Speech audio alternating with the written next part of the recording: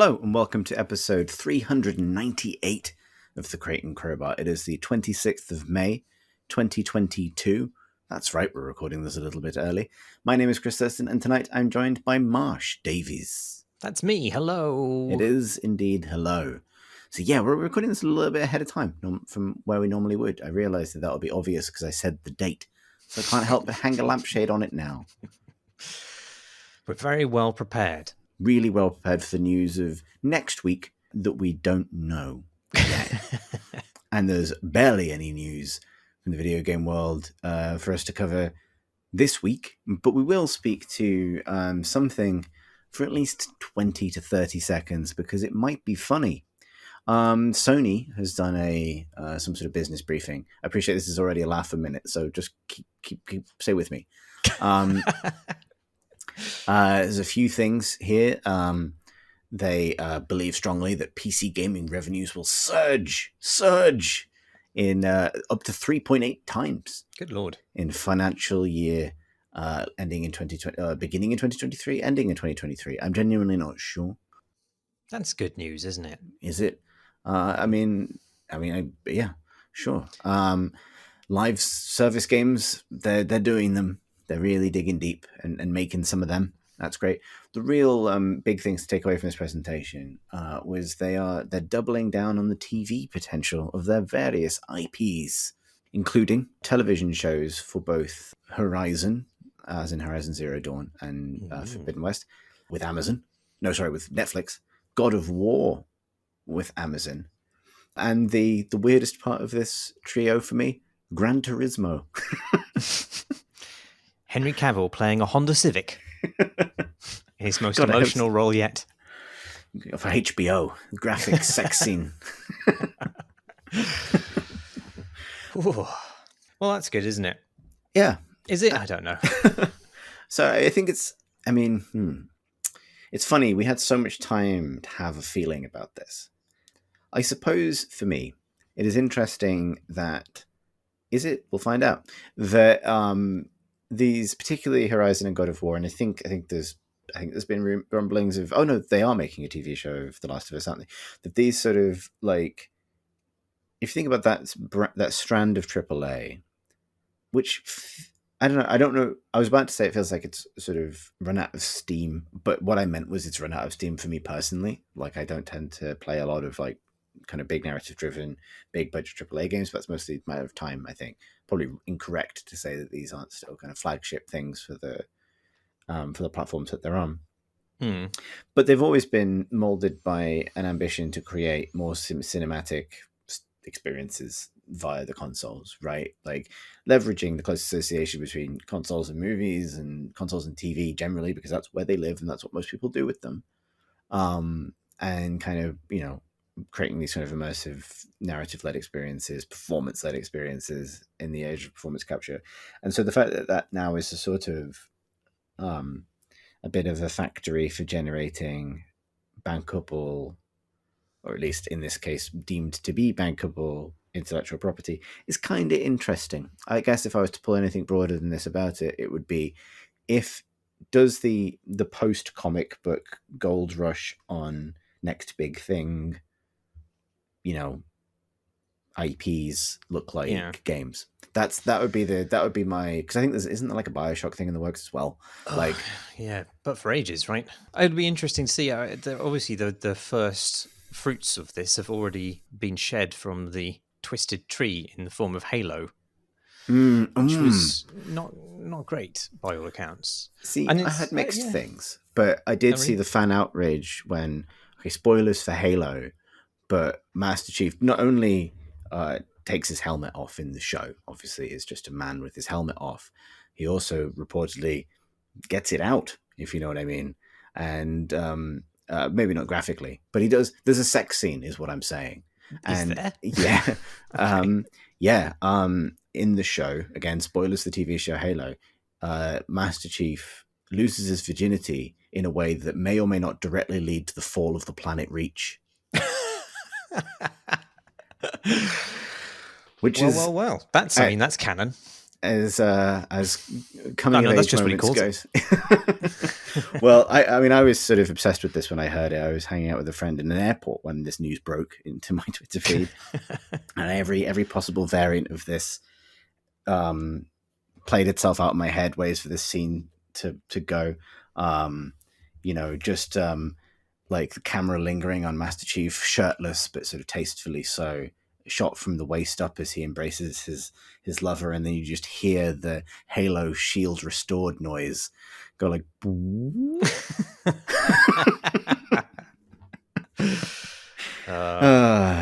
Oh yeah. Also, while that happens, Cortana is watching. I forgot the most important detail. Oh my god. I think his helmet is like on the side or something on the dressing table, and it cuts to her watching them do it. Yeah. Anyway, Yeah. I mean, that sounds great. All of this comes from The Witcher being a success, right? Mm. That is the one data point which suggests that games can also be good television. I think, and that isn't even originally a game. That is also, I mean, that's originally a book.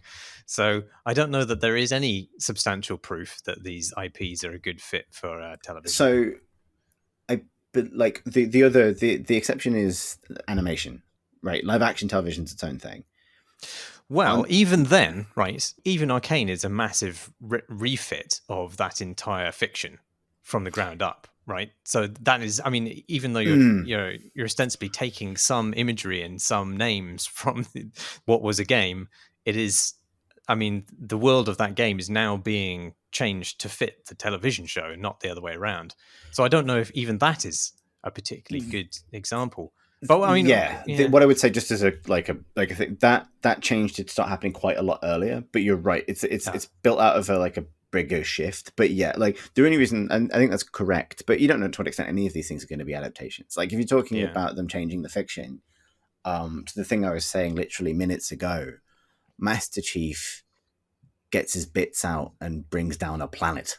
Apparently, so they can change the source material in adaptation.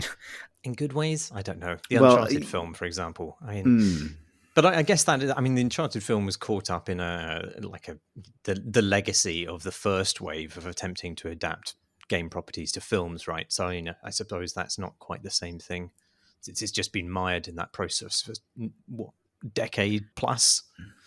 I mean, this is why I kind of make the comic book comparison, right? Where it's like, there were clear, like there's obviously been, there were decades of sort of comic book adaptation where the value was seen as ways to kind of filter into a kind of quite fairly templated movie industry templated action format, more or less, from many different things. And then now they sort of took over the world by establishing their own templates that were more in line with the medium they came from. And I'm not saying that exact thing will happen with games. It's just interesting to me that as these big companies go hunting for things to provide that kind of value to them, this is where they're ending up. Yeah. And to be clear, I don't think that there is anything intrinsic about these properties which would prevent them from being good television. I just don't think there's any obvious reason for celebration yet, But, and that always strikes me as the thing with this is, and actually, I will say this, like, I find this interesting about the Arcane comparison, because while you're absolutely right that like Arcane had to do lots and lots of heavy lifting and inventing to tell a story in that setting, I think that's almost to its credit, or it's one of the reasons to care about it, right? Like if you're already a fan of League of Legends, then it's a way to go a bit deeper into something that you care about. If you're not a fan, the effort has had to be done to kind of create a TV appropriate story out of effectively a broad fantasy setting, right? And both of those things seem to lead to a happy outcome, and very much did, because that show was enormously successful. And so, and it was good. Yeah, it was very, very successful. Witcher, to your point, kind of emerges from established fantasy fiction anyway. Obviously taps into the game audience. I'm kind of interested in whether the audience for God of War, for example, will show up for an adaptation of something that it has itself had so many different kind of expressions and doesn't necessarily have that core identity to lean on. Horizon, I think, is a bit of an easier sell because it is visually really distinct. Like I feel like whatever story they choose to tell, if they pull it off visually, it will at least look and feel distinct. Gran Turismo is the one that makes me laugh, because while we might joke about them making like a, steamy prestige TV drama out of it, it's probably just a television program about cars, I would assume. Mm, And that's fine. But like, what is it about Gran Turismo that will make it a Gran Turismo show rather than like Top Gear? I assume. I mean, this is me assuming it's not fiction, yeah. but what if it is fiction? What's it about? Like, just a person getting a succession of driving licenses, owning some cars, slowly panning around them. I don't know. I don't know. I feel like this is television looking for an audience rather than looking for a property. Yeah, And yeah, that can obviously sometimes work, but it doesn't mean that the properties are necessarily going to be adaptable. I think if all the big platforms, Amazon, etc., start jumping on this bandwagon, then there's going to be an awful lot of shit. Do you think they're in pursuit of an audience? That's the part that I find kind of tricky. I mean that in the sense that what is attractive to all these platforms about these properties is that they come with a level of popularity. It's not Right. that they come with a level of intrinsic storytelling which is going to set the world alight. It's because they are popular in the medium that they came from. I think that's the thing, is I see a differential, at least from my perspective, between an audience and popularity. Right. Mm, Like, and when I think about a network or a company looking for an audience, I think about them looking for a way into a group, or a really identifiable group that they would not otherwise maybe reach, or that they want to attract for other reasons, or they see as strategically important, or something like that.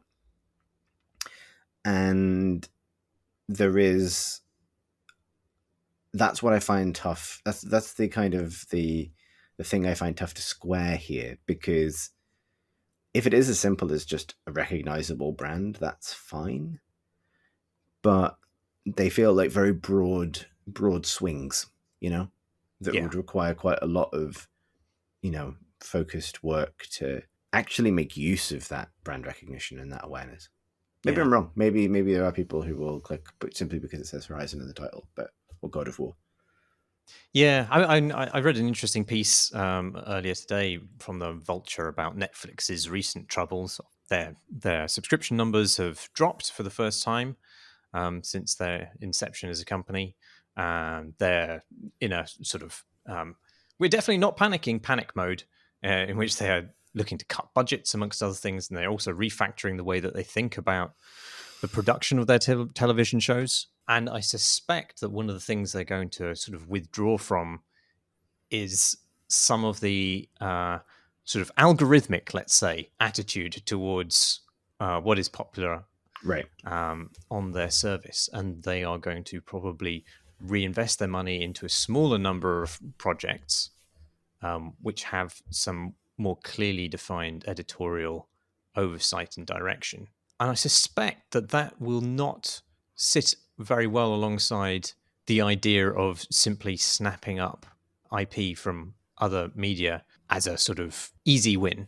Like you say, I think these projects could easily be very successful and very good, but they would require the sort of refactoring that's gone into Arcane in order to make it a success in its own right as a television show, and be the kind of killer television show that actually draws people back into that subscription service, rather than just be something that lives and then immediately dies on Peacock TV or, or whatever.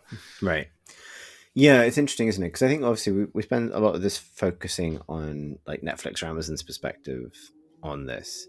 Obviously, this news comes via a Sony thing, where it's about, presumably in that pitch to the business side, it's about like Sony's ability to own and generate revenue from this sort of desirable IP. So I'm trying to have that as a kind of a slight pinch of salt on this stuff. Is, there is this sort of motivation there to perhaps frame these things as done deals or sort of flagship projects for the various platforms they're going out on, when in fact this sort of pattern of kind of optioning things and casting wide bets seems, putting things in development could be a bit lighter in terms of its, actual, Right. significance to these networks than perhaps it would be represented in the Sony briefing, is what I'm saying. Right.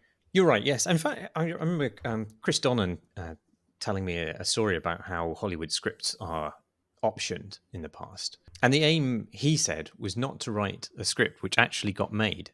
It was to write a script which was interesting enough that a network would option it simply in order to prevent another network from making a success out of it, because they don't necessarily know how to do it themselves, but they are worried that somebody else could crack it. And so maybe that's what we're looking at here. Just all these platforms getting nervous about the potential popularity of these IP being, snaffled up by the competitors, and so snaffling them up themselves, whilst not actually necessarily having the intention to do anything with them. Perhaps the Galaxy Brain version of that is to make something mediocre out of every IP in a kind of mutually assured 6 out of 10 scenario where like nothing is worth anything anymore because everything is overproduced and naff. What a beautiful future. Well, that's the dream. When's it going the other way? When's it going the other way? When is Sony going to make a game of Russian Doll? That's my question. The answer is probably never, but I would play it. So there we go. Cool. Should we talk about actual games, what we played and stuff and that?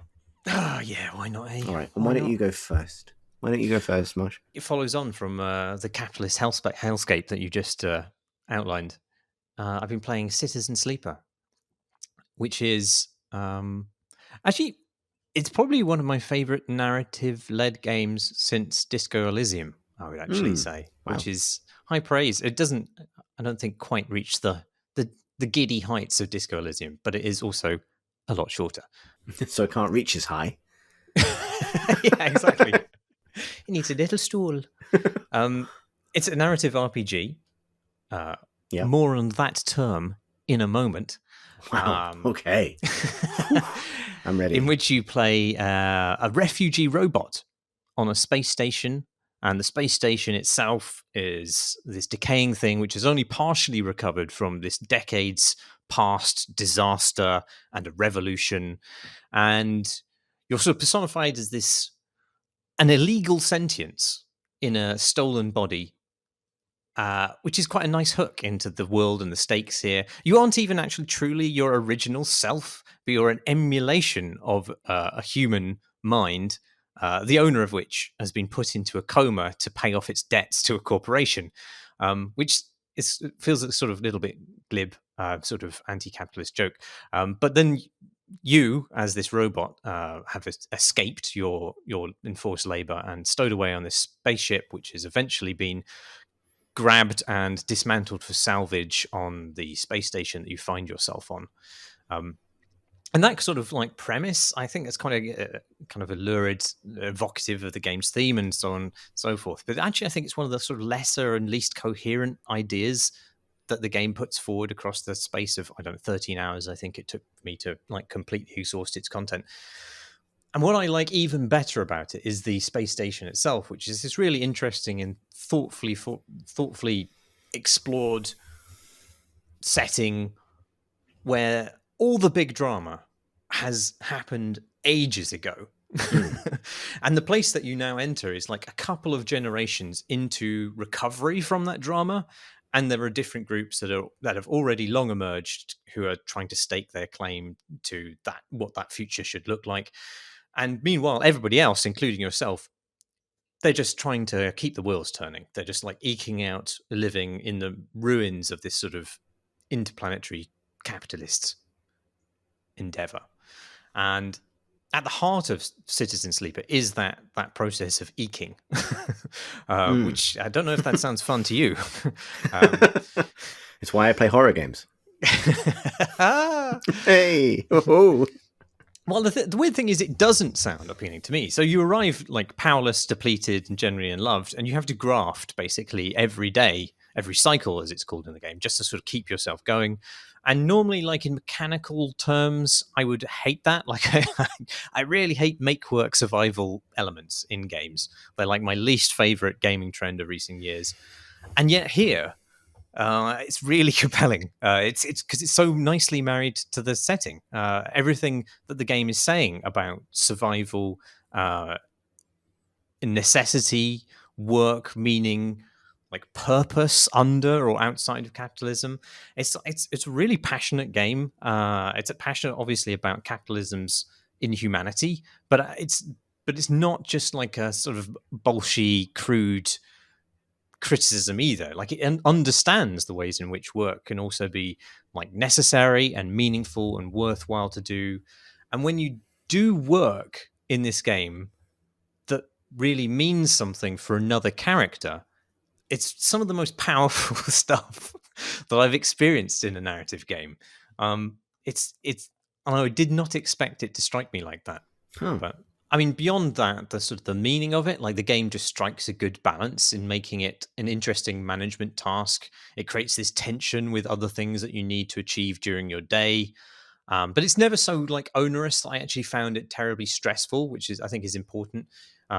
It felt like oppressive at times, but it didn't actually make me not want to play it because I found it too aggravating. At least with the choices that I made, it didn't reach a sort of fever pitch of panic. And I didn't begrudge it at all until maybe like the later stages of the game where the daily upkeep that you need to do sort of becomes trivial in a way, but you also still have to do it. And but I think part of that might have just been due to a weird order in which I approached the things to do in the game, and I myself created an odd pace for the end of the game.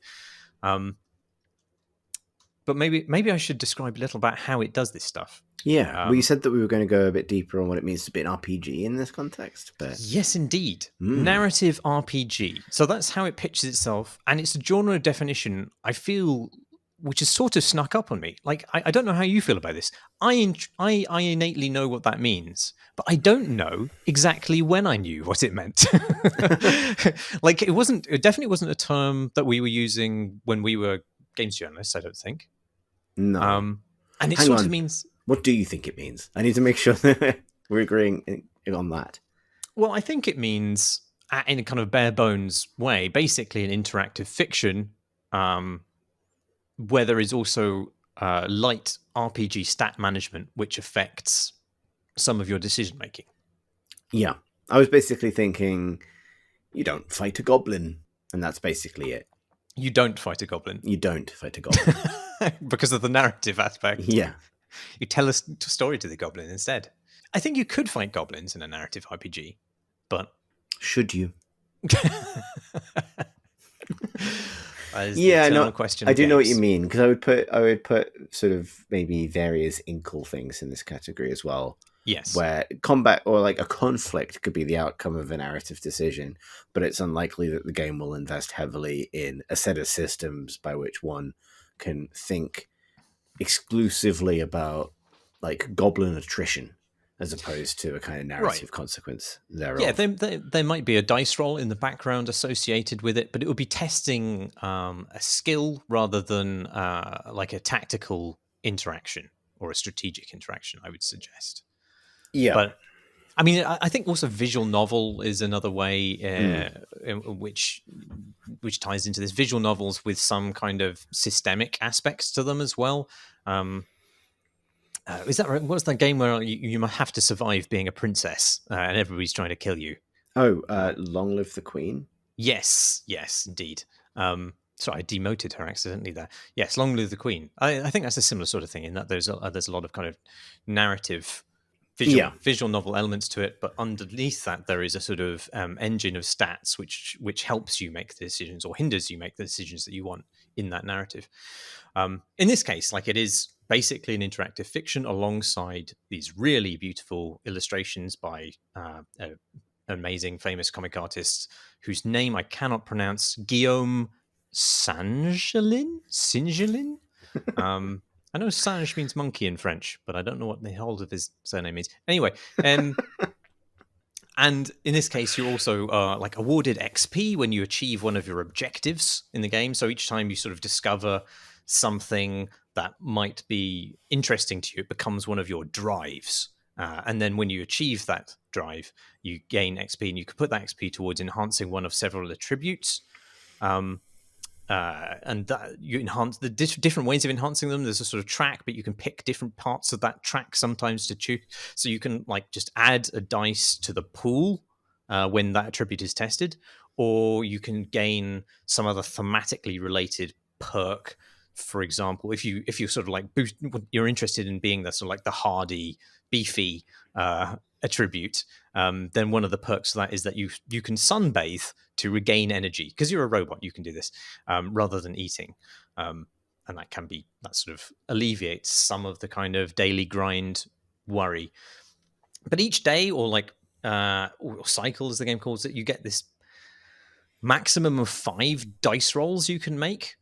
And you can go all over the station, and there'll be lots of different things you can take on, but you can only roll dice 5 times. So you need to choose wisely which tasks you're going to take on. And some are time sensitive, and they'll expire within a certain number of cycles' time, perhaps with consequences.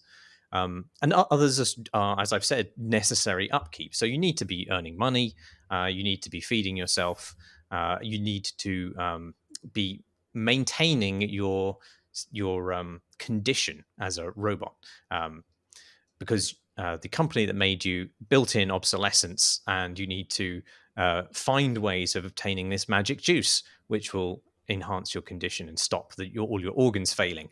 And then on top of that, there are other longer term objectives which you can foresee will bring some belated reward or will counteract some of that kind of daily grind worry. And on top of that, not all dice rolls are equal. So when you start a new cycle, you get these 5 slots which fill up with random dice. And this is like the most confusing part of the game, because each slot looks like it's been filled with a single dice, and a single face of that dice is facing you. So like a slot will fill up with 5 dots, and you'll be like, oh, that's a slot. That's a 5. That's a 5. But actually it isn't a 5, Chris. Because the dots actually relate to the number of dice that you will then roll when you select that dice. I see. It's a bit of a UI fuck up, I would say. But so when you pick like a 5 to roll on a task to unload some scrap from a docked ship, you're actually rolling 5d6 and then taking the highest number of that as your success. Right. And the probabilities for that are very imperfectly explained and contradictorily explained by the UI and the text. But I think that's what it is. Intuitively, you kind of get a feel for the level of the risk, but it is kind of frustrating that they don't represent that in a more clear way. So the pools in that case represent like the various distributions of your effort that day. Yes, and you can choose where to distribute that effort. But also at the same time, you're losing energy, which you can regain by eating, as I've mentioned, or sunbathing, and your condition decays. And the condition is tied to the number of dice pools you have at your disposal. So over time, your condition reduces, and you'll drop from 5 dice pools that you can apportion amongst all the tasks that you want to perform that day to 4, and then to 3, and then to 2 to 1. So obviously you need, as a matter of priority, to be going after that magic juice to maximize the number of dice pools you have. Otherwise, you just basically get into this cycle where you'll become less and less able to actually act. I never got into like a death spiral in the game, so I don't know if that's even possible. But the threat of it was enough to convey the meaning, I think, that those systems are meant to convey. Cool. There are lots of different ways that you can go about obtaining that juice. I forget. I'm sorry to the narrative designers here. I'm calling it juice. I can't remember. It has a much cooler name in the game, but I can't remember what it is. And that urge, that drive rather, folds into the larger plot regarding your corporate owners who are attempting to kind of reclaim or kill you, and also more broadly, what kind of life you actually want to have on this station or elsewhere, and if that can be obtained at all for you. And there are loads of different avenues to explore, and I felt the route that I chose, which involved well-intentioned betrayal, it involved self-denial, heartache, failure, and a sort of weird resignation to compassion. I think it was one of the most emotional and personal journeys that I've been permitted to select in a game. Like, I mean, it's up there with the most meaningful decisions that I've made in RPGs like Mass Effect. But I felt actually this game was probably because its scope was narrower and the time it took to play was shorter. It was actually much more consistent in tone and quality across those 13 hours than a lot of RPGs tend to be. Like I say, I might not quite touch the profundity I felt having played Disco Elysium, but it's a lot more compact of a game. That sounds amazing. That sounds awesome. I really like dice games as well. So I has this when you drag one of the dice pools onto an action. It's a very tactile game. You kind of drag it and it clips into this little box with a nice noise, and then you can kind of activate it. This little bar swoops up. It's got amazing sound design. This game and a fantastic soundtrack as well. One of my favorite soundtracks by a guy called Amos Roddy, who also did like the nice splashy sounds for In Other Waters, amongst other games. Really exquisite, bittersweet space feels. It's a really nice aesthetic experience. And I think the music just sort of echoes both the sort of sense of sadness about this world, but also the sense of perseverance and loneliness and all these other kind of emotions of the game. It's a really kind of incredibly coherent, like aesthetic experience. I don't. It's not perfect in all of its parts. I think there are like a couple of choices that I made rather that punted me into results that I felt were insufficiently or too abruptly explained, and not all the character reactions to those felt that coherent. But those were very rare, and it's got some big ideas. You'd love the big ideas. I do like a large idea. Big space ideas, yeah. Maybe too big, actually. Let's wind it in. Let's wind it in now, Marsh. Well, all the ideas are good in isolation. I feel like some of them jostle a little uncomfortably together in a game which has this narrow scope. Like the real hook is you being in this depleting robot body and the threats that you face and the life that you want. But then later on, you kind of find that the station also houses at least two other big science fiction ideas. It feels like, oh, what a coincidence that these big science fiction ideas are happening here as well in this single space station. And it does find clever ways of tying them back into the setting in ways that make sense. But it also has like that unavoidable sort of side quest scenario aesthetic. Right. But yeah. Also, I did find that you could, as I said earlier, you could approach objectives in such an order that the pacing created by the game's competing systems gets thrown off, especially at the end. And it's partly because exploration is really quite risky early on. So I ended up sort of skipping that in favor of what I thought would be more rewarding lines of inquiry. And then sort of as a result, I ended up actually mitigating most of the time pressure threats of the game about halfway through, and then rediscovering all the early game stuff that I breezed past. And so I spent like the last half of the game essentially hoovering up all this weirdly trivial stuff, like I've just redesigned a dive bar, and it didn't feel like quite the. But then actually maybe I didn't really mind, because by that point I was invested in my life on the station, and so just having to live there and doing that kind of menial stuff did feel kind of more fitting than it might have done. I don't know, but yeah, bloody hell, it's brilliant. Oh, it's nice to hear you say so, because yeah, I feel like you are tough to impress with this sort of thing. You are. Yeah, well, maybe not always for good reasons. I tend to be overly dismissive of some of this stuff, and I'm quite impatient, and I don't necessarily give things the time to sit with me and enrapture me. But this did. It managed it, and I'm just really glad that a game of this size and scope is so readily feasible, and particularly one in which narrative is being appended by interactions that actually really enhance and direct that meaning. Because it's very easy to make these sorts of games. I said very easy to make these. It's very easy to make the mistake with these games that you just sort of add the interaction as a sort of time sink craft to a story you want to tell. But like this one is very good at demonstrating how mechanics can actually generate meaning by themselves in the way that like Papers, Please did. And the publisher, Fellow Traveller, has been doing lots of interesting stuff in this space. They made That game Suzerain, which I talked Mm. about, I don't know, last year, the year before, where you play as the wettest Susan, and Neocab and Paradise Killer are both theirs as well. It's a really interesting company. I think the stuff they're doing is exciting. Here's a thought. Here's a big thought, if you will.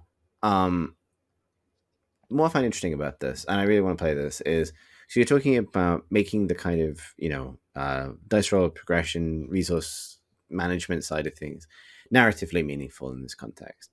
That obviously lends itself very naturally to a game, a thoughtful exploration of the failings of uh, capitalism in this case, in a way that is maybe not the same as, but sympathetic to the way that Disco Elysium has fun with the notion of your control over yourself through Mm, RPG vocabulary, right? yeah. And then I think when you mentioned Papers, Please, in the way that the kind of the mechanics of management can be used to expose things about the the banalities of those of evil, right? In that kind of context. Given that these are all thoughtful uses of game mechanics to say something, does this not reflect quite poorly on games?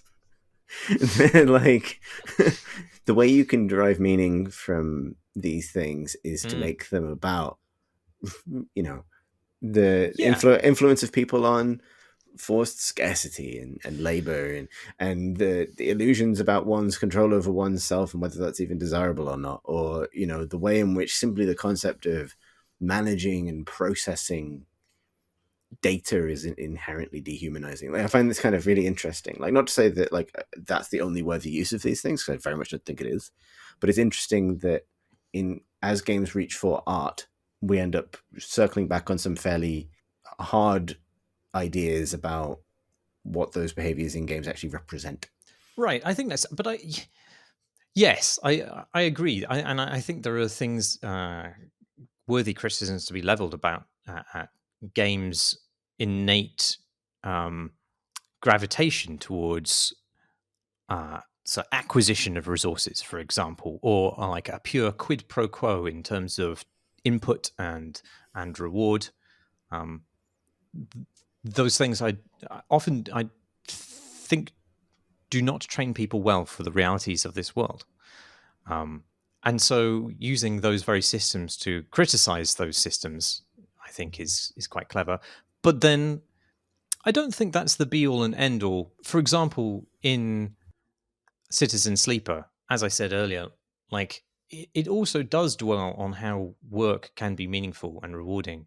And I think also, even in the way in which it makes those interactions tactile and pleasurable, even if they are sometimes monotonous and repetitive, like I think it is saying something about. Mm-hmm. I don't think it's me being totally derogatory about the kinds of ways in which you perform work in games or in the real world. I think it is acknowledging the ways in which that can be profitable, productive, pleasurable, and good as well. Right. So I think there is a spectrum. Yeah, I think that's what interests me. That's what interests me about it, because I think, and was one of the many things that you said that I thought was interesting is like I'm interested in games that are critical of the way we interact with systems like this, but I'm particularly interested in when you can kind of acknowledge the complicated pleasure that systems like that create, right? Yeah. That, like, if you talk about the formal brute force employment of the same thing, like the way that some interactive fiction games or even like dating sims use resource mechanics to gate your access to narrative content, basically, right? Like, as kind of pace breakers or as kind of pace controllers, effectively, that maintain it in a way that is really hard to map onto other media, basically, Mm. like movies and books. If you compare, like, trying to think of an example of this, uh like Dream Daddy, right? Like comparing a game like that to, let's say, a kind of like a romance paperback of similar tone. Pace control in both of those things are very different things, and I appreciate that sounds maybe a little more loaded than I meant it to. The What I mean is, like, Relax. Don't do it. exactly. What I mean is the sort of the resource loops and things of an interactive fiction game, for example, or actually, fail better games are a perfect example of this. The kind of the acquisition of resources that you expend on narrative outcomes, those things prolong your engagement with the game world, right? That's kind of functionally one of the main reasons they're there. They contain sort of moats of narrative value that maybe lose some of their kind of calorie count over time, but they keep you in the world as you kind of focus on the pursuit of that resource, which allows you to kind of like break through the next narrative wall. Maybe I think fail better games are in general a good example of this. And that level of like some of the engagement of those games comes from these acquisitive mechanics that draw you in, and therefore it is tricky to simply dismiss them as sort of empty interactions. But it's also notable that in like a more traditional book, for example, that kind of, you can't sort of say to read chapter 5, read chapter 4 again twice. Yeah. Well, you could, but people wouldn't. They would keep going. and there's, I just find it really interesting. I just find the sort of like there's an open territory here in terms of like what actually motivates people to play games and what levels of brain engagement people want, how much of the time. It was interesting to me that you said that this is a shorter experience, which I think is also kind of valuable, because I find that Disco Elysium really is like a big undertaking, right? Yeah. Or it feels like it. I really exhausted this game as well. Like it's quite eager to give you an ending earlier than what I played it to, and you can carry on playing it after that point, and then, I assume depending on the ending, and then find other endings to have after that point or to deny.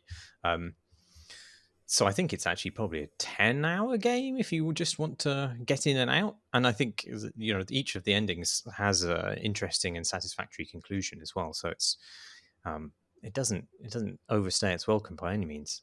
Yeah. Nice. Yeah, I just find this sort of thing fascinating. I'm definitely gonna play it. Maybe I'll have some thoughts next time we.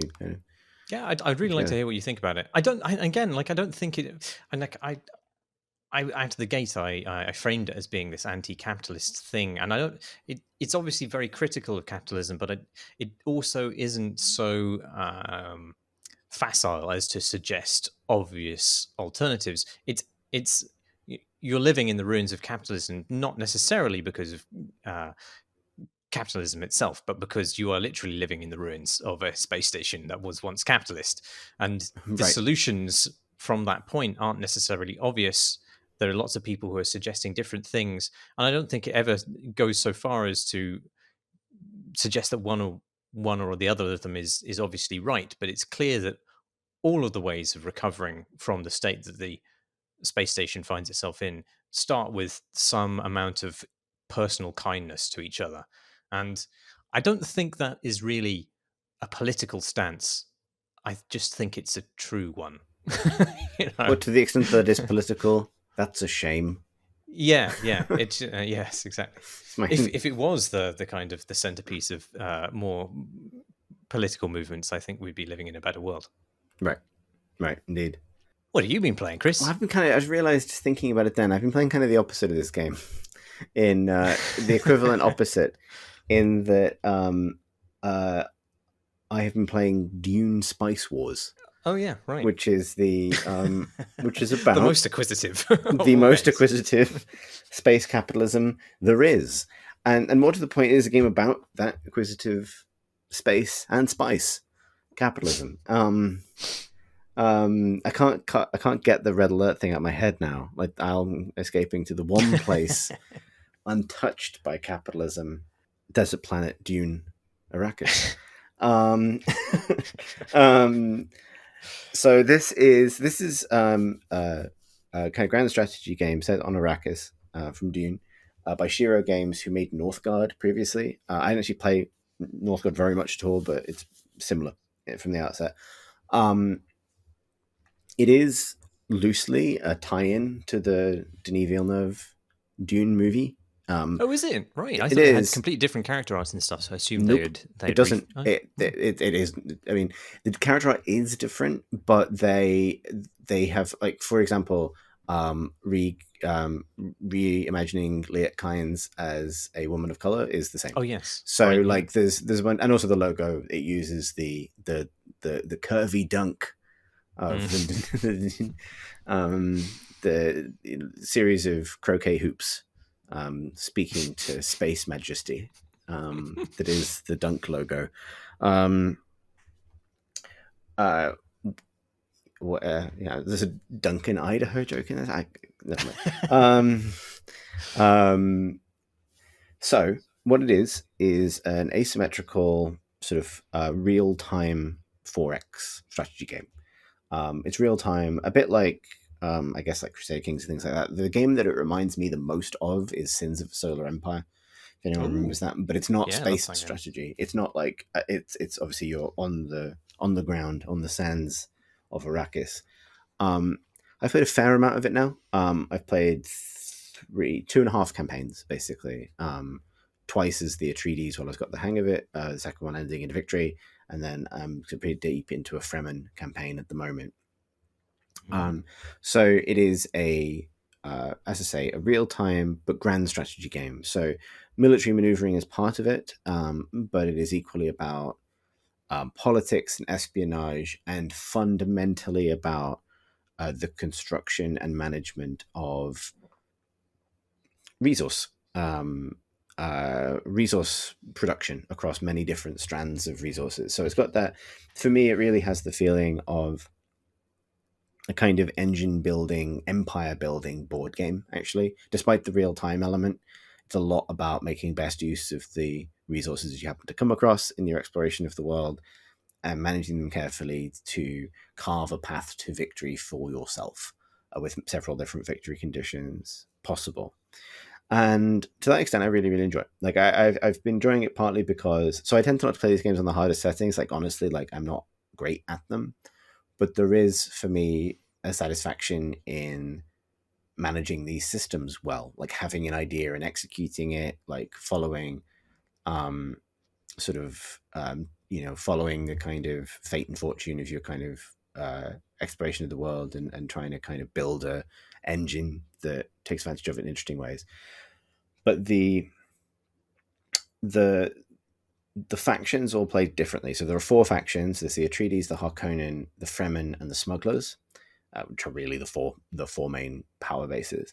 But the Mm. game does a good job at also gesturing towards the broader galactic context of the battle for Arrakis. So the setting, to be clear, the setting is sort of like it's set as the Atreides arrive on Arrakis, pretty much. But from there, it proceeds in completely its own path. And the slight abstraction is that the Atreides and the Harkonnen are both on Arrakis at the same time, rather Right, I than was going to handing off say. from one to the other. Um, so that's one of the major differences. There's several other major differences, including the fact that Paul is completely absent. Oh. Just does not show up at all, despite lots of other characters showing up. And so you pick your faction, and they have fixed leaders. So it's Leto Atreides for the Atreides. It's Vladimir Harkonnen for the Harkonnens. It's Leet Kynes for the Fremen, and that smuggler person whose name I've forgotten for the smugglers. And then you pick every time when you start a campaign, you pick two advisors. And what these are basically like, they're themed as like characters you attach to your leader, but really it's like you pick a faction and then you pick two modifiers for that faction that affect how it plays. So if you take, for example, um, Stilgar and Stilgar's mate, whose name I've also forgotten, you can do a slightly more warlike or more aggressive guerrilla warfare take on the Fremen. If you take, as I did for the second run, uh, Jessica and Duncan Idaho, you can sort of lean into diplomacy more with the kind of Bene Gesserit thing, and also lean into the connections to the Fremen via Duncan, that kind of thing. So hang on, as a Fremen, you can take Jessica and. No, sorry, that was my Atreides campaign. Okay, right, right. Yeah. So yeah, Jessica for the and they basically unlock modifiers or bonuses, and they can moderate the difficulty as well, make it slightly easier or harder for a faction. So you do all of that stuff, and then you're kind of plonked down on Arrakis with an ornithopter and a capital, basically, which is like Siege Taba for the Fremen or Arakeen for the Atreides, and then you push back the fog of war, and you look for spice fields, and you start gathering spice, and it's real time. And so there are sort of events and things that occur on a clock that kind of guide your expansion or your progress as a sort of as a house, I suppose. So at intervals, the Landstrad will demand a certain amount of spice from you in tax. So, and if you don't have it, it massively knocks your political influence, and that can be very dangerous. So it has that kind of Dune thing of like, if the spice is flowing, that you can kind of be overlooked at the galactic level. For the Fremen, it's slightly different. They have to pay a bribe to the Spacing Guild on the same interval in order Right. to remain hidden, basically, on Arrakis.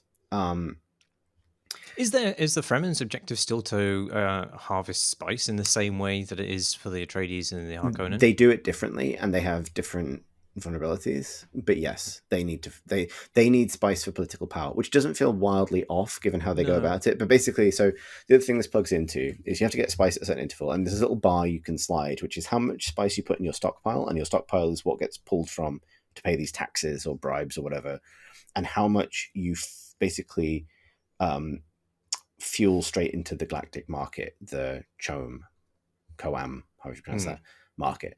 And so if you're kind of comfortable, you can hit your targets for the stockpile. You can pump the rest into galactic trade, basically, and take for money, basically. The system this sits alongside is the Landstrad, the kind of galactic kind of parliament, basically. The Emperor is completely absent, which is interesting, along with Paul. But basically, every so many, I feel like month in game or something like that, the Landstrad convenes. And when the Landstrad convenes, basically the game throws up a screen that says, these are the 3 motions that the Landstrad is voting on in the next cycle. And these will be modified. These will be either like policies that affect everybody, or, for example, policies that would only affect a certain house. So if it's a policy that affects everybody, you vote yes or no. If it's a policy that affects a house, you vote which house it affects. And occasionally there are elections for like permanent seats on the Landstrad, which confer the bonuses. And your ability to generate spice to kind of meet your commitments to the galaxy, basically, give you influence, which sit on top of the number of votes your house naturally has in the Landstrad. So, for example, the Atreides and the Harkonnens kind of compete on an even footing here, and then use their influence to tilt votes one way or another. The Fremen have 0 votes on the Landstrad and have to use their influence to get those votes via other houses. Right. Okay. Which is kind of a way so they don't really get to play this game. But I'll give you some examples of play. But basically, like the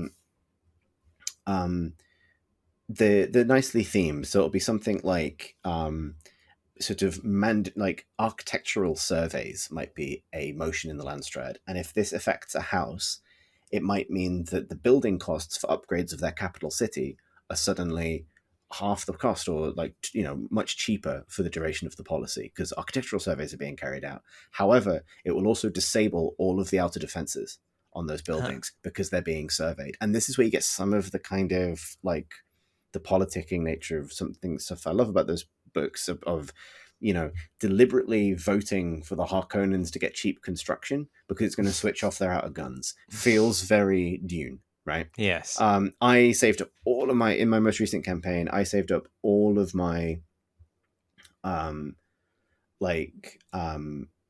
saved up all of my influences Fremen and then dumped it on a single vote to basically force the Harkonnens to be unable to reinforce their troops while they were being inspected or something like that. And then just sort of rolled in and raided a couple of border settlements, disrupted their spice trade, and fucked off again into the desert, which, again, that stuff feels really good when you pull it off. And there kind of emerges to this cycle of politicking. The other thing, like the other example I give, so that Atreides campaign I won by basically, I care enough about the fiction to want to kind of like feel out or role play out certain scenarios. So what I did is I sort of expanded to the point where I had a number of kind of highly productive spice fields, and then I basically just fortified that position and put all of my resources into basically giving money to the Fremen and giving stuff to the Fremen and giving access to the Fremen. And there are also, in addition to the kind of the main Fremen faction, which is out there in the desert, that they sort of represent the unified Fremen under Liet kinds. There are other Fremen that are in sort of like hidden seaches throughout the desert, which need to be found by your ornithopters. And when you find them, they will basically just throw out raiding parties into the desert at you until you meet them. And if you meet them, you can enter into like an engagement with them. This can be more or less difficult based on various other diplomatic factors. If you progress that to its conclusion, you can ultimately form these alliances, which kind of turn them to your side and often give you some bonus or another. Huh. And so I got my certain point with my little Atreides settlement, defended it really robustly, but then put all the rest of my resources into basically protecting it by forming an alliance with the Fremen. Like, and because my goal was, I wanted to see what happens if Letos Atreides' plan had actually happened. Yes, Right. exactly. Yeah, Right. because Like, that does not necessarily put you in opposition with the Fremen in the canon. no, it's like, it's basically the deal he makes, right? Like, I'm going to stay behind my walls. The desert is yours. And that sort of held both the smugglers and the Harkonnens at bay for long enough for me to amass so much influence in the Landstrad that I could just keep electing myself to every significant position. And at that point, the Harkonnens couldn't really move against me because I completely controlled politics. And because if they did, I would just make it hard for them and just repel them and so on, make it harder for them to meet their own spice quotas. And then at the end, one of the win conditions, and it is a bit anticlimactic, is basically be voted, into the governorship of Dune, like a kind of permanent governorship of the planet. And I got that. And obviously, it's one of those things where you get that, once you've got it, you need to protect it for like 200 days or something. Did that because my position was so unassailable by that point. When that clicks over, you get a victory screen. But it feels kind of nice to have kind of like proven the point out. There are, there are other ways. Leto was right. Yeah, exactly. This would have worked. So, and this is where I get into some of there's some other systems actually, like, so there's an espionage system which I quite like how the way it works, which is over time you generate these agents and you can kind of assign them to different things, like it's counter espionage, which is a very basic one, but you can also position them with the Spacing Guild, with any of the other houses, with the Landstrad themselves, and they generate different resources for you and generate different levels of influence within these other factions. And this allows you to then basically save up plots. The way it works is you will, for example, be, Arrakis itself is one of the things you can gain influence over, and if you get a certain amount of influence, you can create these like plots, like for example, poisoning water supplies or sabotaging gear, and you kind of invest your resources into them, and then they are almost like banked, like activatable abilities that you can use when you're in a battle, for example, or in other circumstances. Ooh. So it's like a bit of a retroactive thing. It feels quite board game-ish, but I quite like the way it feels because I'll be like, well, I did this actually in the same Fremen scenario I was describing. I basically waited until I could use all my influence to hit the Harkonnens with something that would weaken their defenses. And then as the attack began, I also used a banked plot I had to sabotage their gear in that region of the world as well. And the narrative side of that is not that you were sitting on the ability to magically make the guns fall out of their hands. It's that you planned that a while ago and now you're triggering it, right? Like, the sort of plots kind of converge. And that feels really good. I think that's a kind of nice way of kind of representing some of that feel within an otherwise kind of fairly ordered grand strategy game. Now, to the stuff that where I find that so this is a game in early access, I should stress, and I think it's very playable. Despite that, I think it's very promising. I do think it's interesting that what it can't do is all of the messy interrelation between characters and factions and the consequences and the complicated labyrinthine consequences of small actions that actually define Dune as fiction, right? Like, if you take the kind of, this is why I think it's significant that Paul is missing, because Paul is the character who, to some extent, wins this game, right, in the book, but does so through a journey that takes him through into a close relationship with almost every faction that we're talking about, in a very fluid way, which is not possible, but also relies on his ability, given his gift, to see the myriad branching, fractal consequences of any particular drop in the pond, right? Whereas this game, weirdly, feels like it has a much more kind of locked down and sort of, as I say, kind of like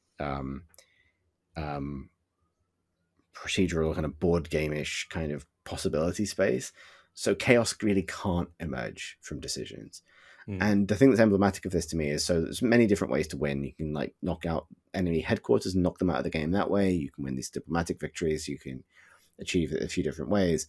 But through espionage, for example, one of the later plots, and their multi-part complicated things to pull off, allow you to plan and orchestrate assassination attempts on the other faction leaders. Hmm. And so if you wish, and this is, I think, in the spirit of trying to enable other things, what happened in the books, if you wish, you're playing as the Harkonnens, you can maintain outward civility and behind the scenes be developing a plot to assassinate Leto Atreides. And if you do that, the Atreides are just out of the game, 100% out of the game. Wow. Okay. It is over for them. It's just done. And it's funny to me that is the case. And it kind of makes sense because this is like a way to win is to successfully assassinate all the other leaders, or to like knock out the Fremen militarily, assassinate the Atreides, and then, hold the smugglers at bay long enough to become a governor of Dune could be a way to win as Baron Harkonnen, for example. Yeah. But the entire plot of Dune stems from the fact that assassinating Leto Atreides doesn't do that. Yeah. And I don't think that, like, I understand, like, what I'm not asking for is a magical game where, like, the entire genre shifts to, like, Paul and his mum lost in the desert trying to figure out how to topple a planet from there. But it's illustrative of what this game can and can't do. That something so nuanced and complicated from the fiction is sort of reduced to like nuclear launch detected from Command and Conquer. Yeah. Well, it's interesting that you played the Atreides as Leto would have played it, but I bet you cannot have that same conclusion and it be defined as good by playing as Leto's Fremen counterparts. Like, you couldn't create that same campaign as the Fremen, I would imagine. As in, what, play it as they would play and win? Well, play it as they would play, but also be the partner to Leto in his attempt to become governor. Yeah. You just and for lose. that to be considered a success, because it should be considered a success for them narratively.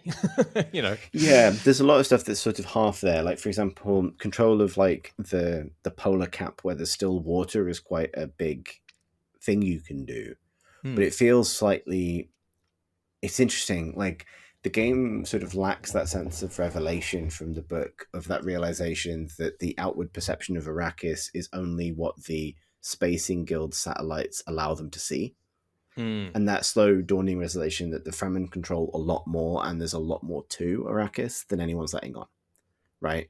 The game can't really do that because of its setup. Like, it's all kind of known, there's ornithopters kind of buzzing around finding secrets, but everyone's sort of in a similar starting position at the beginning. And like the bigger, loftier Fremen goals of, restoring water to Arrakis and so on, so nowhere to be found. You just need to beat up a lot of Harkonnens.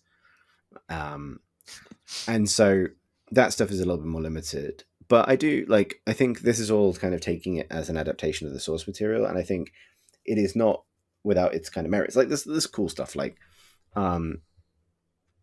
I've gotten this far without talking about sandworms, so I talk about sandworms. Basically, like, there's if you're not Fremen and your troops are out in the desert, they will attract a worm, basically, and it will eat them. And so you've got to keep them moving, and also being in the desert drains their kind of endurance, basically, and that will eventually kill them as well. So moving troops around the desert on foot is this sort of game of scurrying from, like rocky plateau to rocky plateau. All of the other factions except Fremen harvest spice using spice harvesters, and they will also attract worms. And there's like a big alert when you get a worm sign, but and that means you need to send in the sort of airlift transports for spice harvesters, carryalls. And so you can have your spice harvesters flagged for like automatic extraction at first sign of worm sign. But if you are, and to be honest, that's almost always worth it. But there's a bit of tuning there where if you really want to get the maximum value out of that, you micromanage that. You don't let it automatically pull them out. You keep them there for as long as you possibly can, which again feels quite Dune. The Fremen just set up camp peacefully on the sand and don't have to worry about this shit at all. but everyone else has to kind of be mindful of worm sign, mindful of sandstorms and other things that kind of throw that off. And then, but for everybody else, like you can build these little airfields around the various villages you can kind of capture and fortify and build up. If you build an airfield, then you can fly troops from anywhere that has an airfield to anywhere else that has an airfield, which gives you a lot more access to the world, but relies on this sort of like quite fragile network of nodes that allow you to move things around, basically, that can be sabotaged. The Fremen work completely differently. They start the game with a supply of thumpers, and it takes a while before they get the ability to make more, but they start with a supply of thumpers. If you drop a thumper next to an army, you can then drop a destination for them, and a worm will pick that army up and just take it wherever the hell you want to go. And so you can kind of teleport around the surface of Arrakis for as long as you have thumpers with which to do it. And that feels kind of fun. Like I was playing today actually at lunchtime, and I had a big Harkonnen army push quite deep into my territory as Fremen. I got caught with my army elsewhere, my main sort of force elsewhere, and managed to kind of like deliver them via worm behind those Harkonnen forces and kind of sandwich them and trap them in the desert. And that felt really cool. So there's lots of things I like about it. I think a lot of this stuff, these moments that I'm describing, are a little bit mind's eye, right? They rely on my attachment to that book to kind of fill in my imagination of what's happening. To be honest, the animation for a worm taking an army from one place to another really does look like a kind of serpentine aggressive poo is sort of like clipping through the world on its way to its destination. But you know, in the theater of the mind, that's a powerful scion of Shai Halud. I have a hard time, from what you're saying, visualizing how it switches modes from being quite what sounds like potentially a twitchy RTS game where you have to dodge worms at the very last minute to being this grand political drama. Well, let me tell you about menus. It's menus.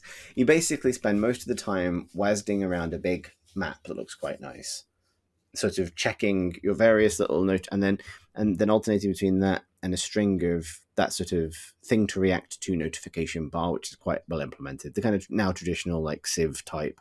These are the things that have come up, right?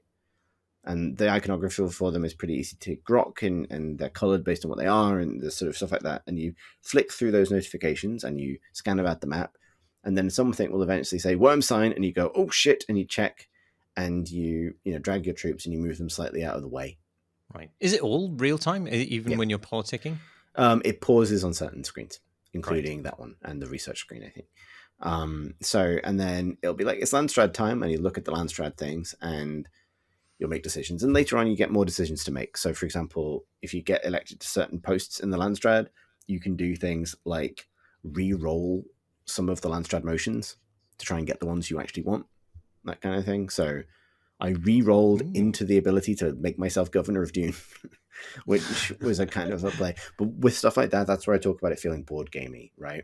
Yeah. Like obviously the board game of this version of this would not be real time, but to something like Twilight Imperium or something like that, I can almost visualize me sat around the table with my friends playing the board game version of this, and them knowing that if I re-roll the Landstrad thing and the governorship comes up, they can't win. And then doing it and being like, oh, there it is, and then that sort of feeling. Like I felt very familiar from tabletop, and so I would describe this as I think it's possibly a little shallow when it comes to like sort of the grand strategy side of things. I think the strength of these games generally, I'm speaking specifically about Euro games, is they feel nice to whittle away time with, this sort of I am fond of the when I first got this, I managed to have the kind of long, slow Sunday afternoon play a grand strategy game playing it. I hadn't done that for a while, and that is kind of what it's for in my mind. It's a little bit more of a kind of pleasant sort of mindful space capitalism exercise. It feels like this is what I'm saying. It's clearly the opposite of Citizen Sleeper, right? Like Yeah. constructing a paying my corrupting space taxes on time, to the point where the emperor pats me on the head and tells me I've won, was satisfying. It was a nice way to spend a Sunday afternoon. Gave me a sense that I'd achieved something. The Harkonnens ended up so far behind in that game that I was constantly getting trade requests from them, where they would be like, it would just be Baron Harkonnen pops up and is like, despite our enmity between our houses, we should make this deal. And it'd be like, I will give you two pennies and a photograph of me in return for all of your spice, please. Tempting. Exactly. I would recommend it. Like I appreciate it. It feels like we've had a very Dune-y year, given how much of Dune we've talked about on this podcast recently. But I don't mind that. More years could be Dune-y. yeah. Where do you foresee this going in early access? And has it got particular objectives that it's going to I tick have off? to admit that's a level of research that it behoves me to have done that I haven't done, in terms of finding out what it is they're actually planning for it.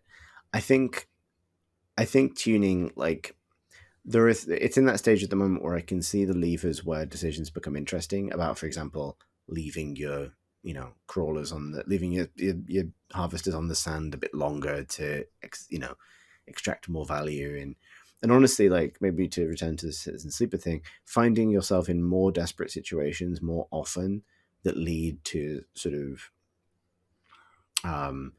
strange or interesting outcomes. I'm yet to be. I've seen some of the AI do some interesting things, actually, but it still struggles a bit, as most of these games do, with that sense that, like, a negative outcome is usually just bad. It doesn't necessarily open a door somewhere else, right? And, like, if there's anything that kind of defines Dune, it's sort of like, I mean, it's very much like, and this is maybe where the theme falls apart for me a little, is Dune is about many things, but one of the things that it kind of encapsulates is how difficult it is to really hold on to power, right? That for all of the best intentions in the world, power is an extremely slippery thing, and technology makes it more so. And, culture and tradition and faith will make it more so. And that, like this, and so it's sort of, Arrakis resists in the fiction robust systems of power that simply dominate it. And actually, well, like I think you said earlier, I mean, a lot of the big things that happen in Dune are completely unexpected by many of the characters. Like, exactly. the Sardaukar suddenly siding with the Harkonnen, or Paul turning out to be basically Space Jesus. Neither of those things seem like they would work well in an RTS. Well, what's interesting is I sort of wonder about some elements of that. So, for example, you can one of the Landstrad motions can grant you access to the Landstrad Guard for a bit, but, like, the Sardaukar are completely absent from the game as well. And I do sort of wonder if, like, there are certain aspects of the film IP they were asked to stay away from, but I don't know.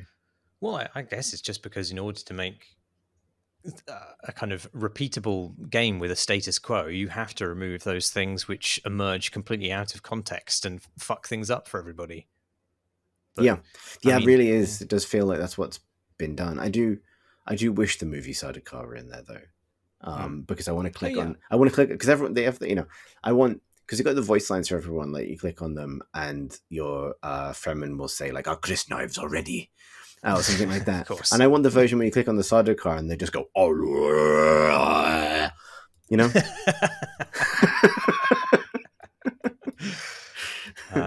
sort of a throat singing in there. It'd be good. Yeah, I'm surprised that isn't like a political action you can take to finally get, like, the Emperor to mess with your opposition in that way. Yeah, well, the absence of the Emperor is interesting as well. Yeah, Those are things I do wonder if are coming in updates, right? Like, because they feel splashy enough to be like, it's the Paul update.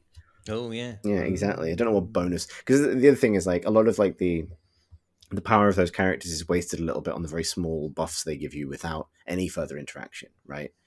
Like, Duncan Idaho, for example, makes it easier to make friends with Seaches. That's kind of what he does. But he doesn't actually personally play any role in that. He never speaks. He doesn't even show up. There's no kind of, like, other than your mind's eye sense that I guess he's my friend in this timeline. there's not like any sort of actual manifestation of that. Like one of the Fremen ones allows you to, the old Reverend Mother, I've completely blanked on her name as well.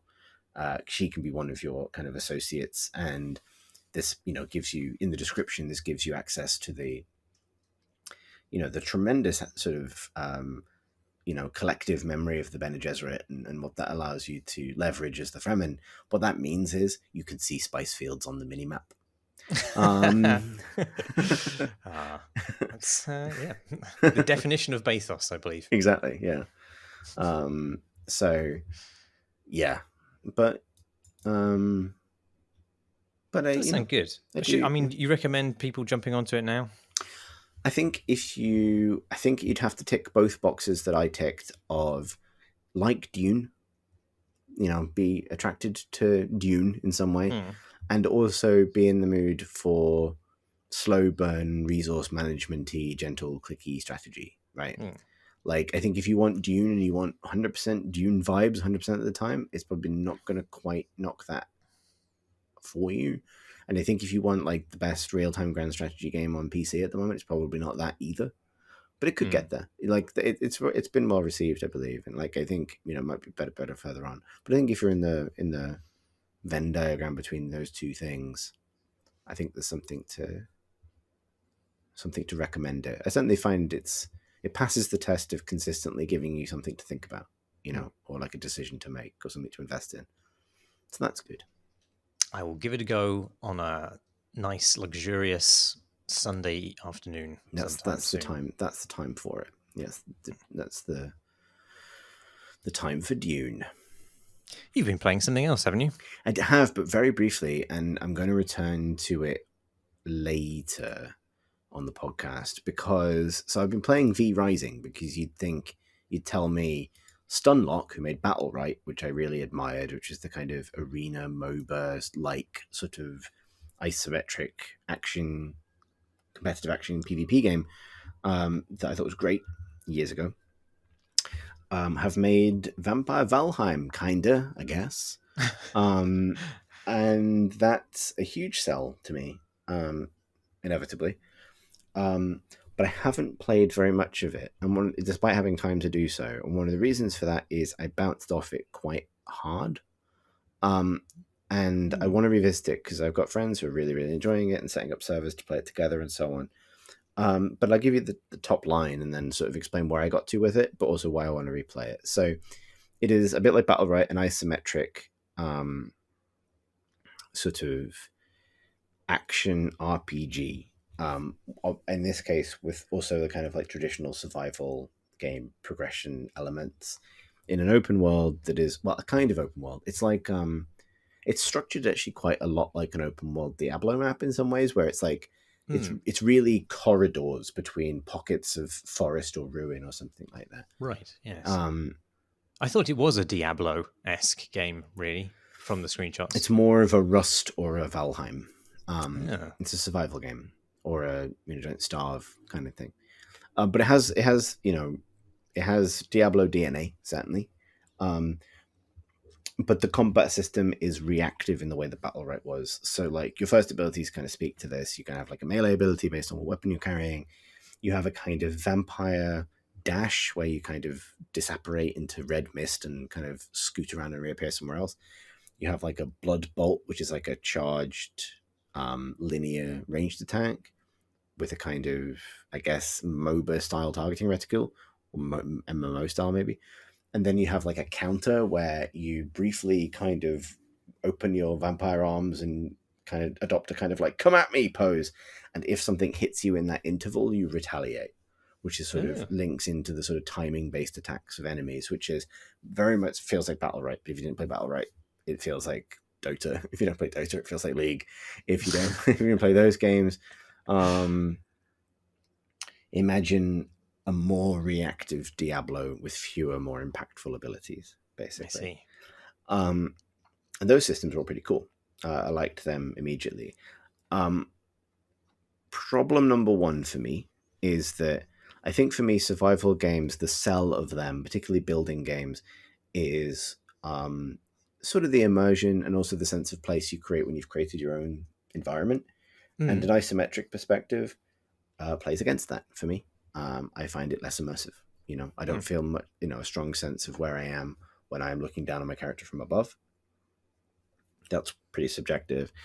The other side of it is, and there's some fun ideas, like there's a day-night cycle, and during the day, you're going to burn to death in the sun unless you take cover in the shade.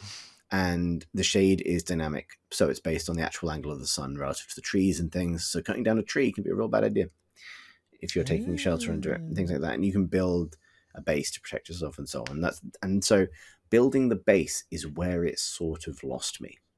And but it's so core to the game. This is where I'm going to have to kind of reapproach with a different attitude. So you're chopping down trees, you're learning to break rocks, you're gathering wood and materials and ores and things. And then you start to build the kind of your first castle. And your first castle is basically like a wooden palisade fence around a coffin. And your coffin is your respawn point, and then at the center of your castle is the heart of your castle. It starts to sound more like Dungeon Keeper at this point, where you build the heart of your castle, and then you feed it blood, and it powers the blood you get from killing enemies. And then it powers the various devices attached to your castle.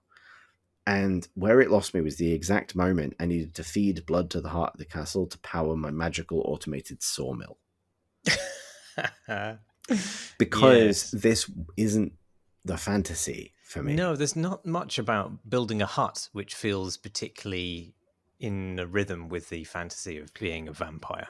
Right. Particularly because wielding control over a kind of kingdom, or even like a fairly industrialized mechanism for bringing you the things you want, does feel quite vampire-y to me. And I think deeper into the game, you have servants and other sort of NPCs to put into play. But for me, my sort of vampire getting their hands dirty, constructing a magic sawmill to create planks of wood so that they could make a better crafting bench, just really doesn't feel right to me. Like Lestat does not know how to operate a sawmill. no, he really doesn't. And I think there's a lot of vampire fiction that sort of plays at the edge of like vampires as technologists. The Netflix talking about good game adaptations, actually, to bring this full circle. Netflix Castlevania show, which is fantastic in my opinion, touches on this in an interesting way, framing Dracula as like somewhere between Dracula and kind of Doctor Who in terms of their relationship with humanity, but in a very kind of in a fucked way, let's say. I love that show. I think it's great. And but for me, like, that just isn't like, I appreciate that, like, I think the game is intended to be played in multiplayer with you kind of speeding through some of these early stages. And I think it's also designed for an audience that really want that kind of, base building, resource gathering thing at the core of it. For me, it's a slight mismatch with the fantasy, and didn't kind of like, if it was an optional playstyle, I would skip it, but it's not. It's the core of the game. I feel like the version of this, not to backseat game design, because I think it's not always very helpful, but the version of this in my mind is one where you create two characters. You create a vampire and you basically create your little Renfield or Igor or somebody, basically. Right. Yeah. And then during the night, you play as all-powerful vampire going off and exerting your influence, and then during the day you play shitty little Igor knocking down trees and gathering things for the castle, right?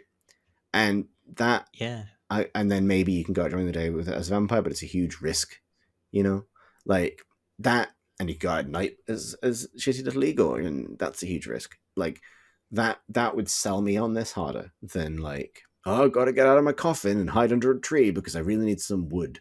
Or like, my castle is vulnerable because like you can create a mist in your castle that protects you from the sun, but doing so involves feeding bones to the bone brazier.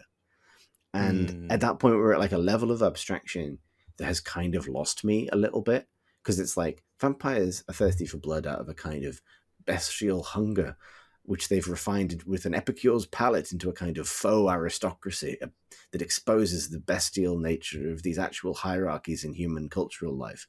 Not vampires need blood because it's basically diesel. Yeah. So, but I caveated this all with like, this is me playing for like literally 2 hours and going, this isn't really what I thought it would be, and piecing out while everyone around me goes nuts for it. So I am going to give it another more concerted go when life allows. It's just, yeah, I didn't click with it straight away. Combat was very good though. I do want to play the Renfield / Dracula version that you outlined, though. That does sound a lot more rewarding. I think if you search Renfield / Dracula, you'll find a bunch of stuff right up your alley. To return to another conversation with me. There was something else you wanted to call out, right, Marsh? Yeah, just very briefly, I wanted to say that jelly is sticky. Truer words never said on this podcast. And also, there is a game with that very title, which is good. It's a Sokob-on puzzle game, and I find it very difficult to talk at any length, interestingly, about Sokob-on puzzle games. But this is a good one. It explores the various ways in which jelly is or is not sticky. And that's about it. But it's good. I actually prefer this to the well-lauded Sokob-on game Patrick's Parabox, which was released earlier this year. I find this one to be a little bit more kind of consistent in the difficulty of its puzzles, and it's, whilst not throwing at you the kind of mind-bending concept of recursive worlds that Patrick's Parabox wielded. I found it a much more kind of rewarding and consistent experience. But that is about the top notes of what I could possibly say about it. Well, jelly might be sticky, but this citizen is sleepy. So I think that's about all of the time we have. Indeed. For this week's podcast. Thank you very much for listening. If you'd like to find more episodes like this one, you can find them on our website at crateandcrowbar.com, which is also where you will find a link to our Discord channel where said episodes are discussed. They're also available on YouTube, youtube.com/crateandcrowbar. Almost lost it, but didn't. If you would like to support the Patreon, and thank you to fuck me, fuck shit, fuck. If you'd like to support the podcast, you can do so on Patreon. Thank you to everybody who already does so. Find out more information about the Patreon at patreon.com/Crate and Crowbar. 398 episodes, Marsh, and I still can't do this. I think that's just about all of the things I traditionally say at this point, isn't it? I believe so. Yeah, I have been and remain Chris Thurston. And I'm Marsh Davis. Yeah. Thank for listening. Thank you for listening, everybody.